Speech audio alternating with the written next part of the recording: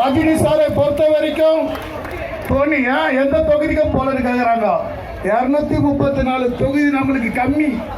ஏன் சொல்றேன்னா 96 எந்த தெருவுக்கும் போகாம எந்த மேடையிலும் பேசாம வீட்டுக்குள்ள இருந்து கொண்டு ஒரு ஆட்சி மாற்றத்தை உண்டாக்கியவர் தலைவர். 230 தொகுதிக்கு சொந்தக்காரர் ரஜினி சார். அன்றைக்கு அந்த மனிதன் தெருவில் வந்தாருன்னா என்ன நினைச்சிங்க? நிச்சயமாக சில பேர் சொல்றாங்க அவர் உடம்பு சரியில்லைன்னு சொன்னாரு, இன்னும் பயமா தான் இருக்குது. அந்த பயம் எல்லாருக்கும் இருக்குது. கவலைப்படாதீங்க.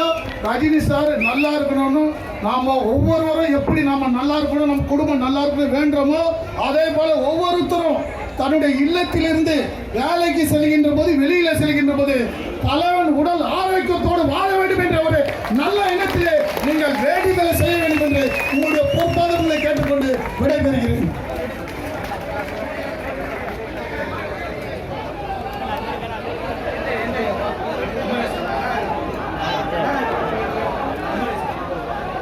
அண்ணன் அவர் பகுதியில் இளைஞரணி திரு குமரேசன் அவர்கள் பேசுவார். இங்கு வந்திருக்கும் அடையப்பாவின் பெரும்படைக்கு வருக வருக என்று வரவேற்கிறோம். நல்லவர்கள் சொல்றாங்க, எப்பவுமே படிக்கும்னு சொல்லுவாங்க. அந்த மாதிரி தான் தலைவர் பாசாபுரத்துல சொன்னாரு, இது அன்பு சாம்ராஜ்யம், தன்னால சேர்ந்த கூட்டம். அதுக்கு உதாரணம் இந்த கூட்டம் தான். தலைவா, எங்களை மாதிரி இளைஞர்களுக்கு நீங்க தான் முன்னுரிமை. இது நீங்க வரணும். ஆட்சி மாற்றம், அரசியல் மாற்றம் இப்போ இல்லைன்னா எப்பவுமே இல்லை. மாத்தணும், எல்லாத்தையும் மாத்தணும்.